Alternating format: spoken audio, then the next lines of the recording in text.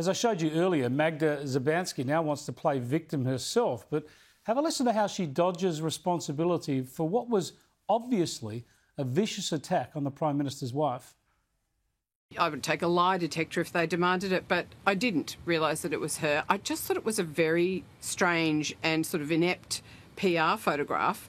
And all I'm suggesting is, with that comment, is why would you put something that looks like The Handmaid's Tale out as a photo op?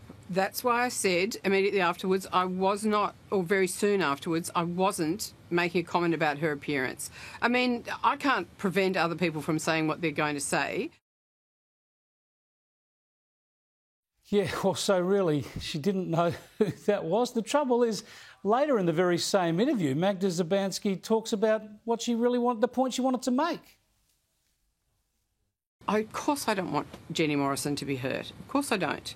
But do I think that if she's going to be drawn into public life, we need to know more about her? If she's going to be influencing opinions, I would like to know what those opinions are.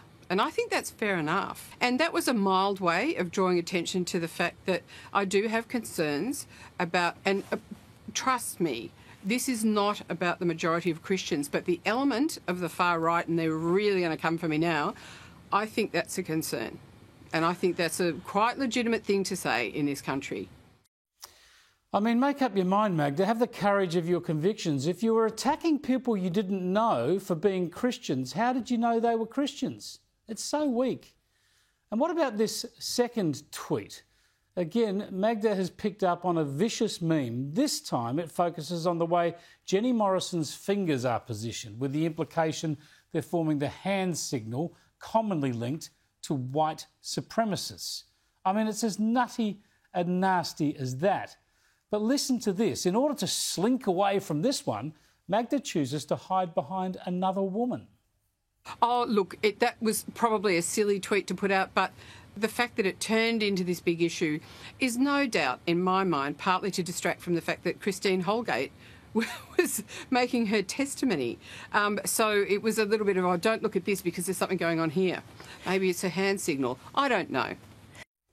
Really? Caught out smearing and bullying a Conservative woman, triggering the usual vile Twitter pile-on. What does Magda Szubanski do? Apologise? No. She uses the plight of another woman. She pretends that justifiable disgust at her tweets is confected to distract from Christine Holgate. Magda, most Australians love your work. I've got a little sister called Sharon who's a gun at netball, so I do. And we don't care about people's politics one way or the other. There's no need to hate on those who you disagree with. Perhaps an apology to Jenny Morrison would just be the thing to do.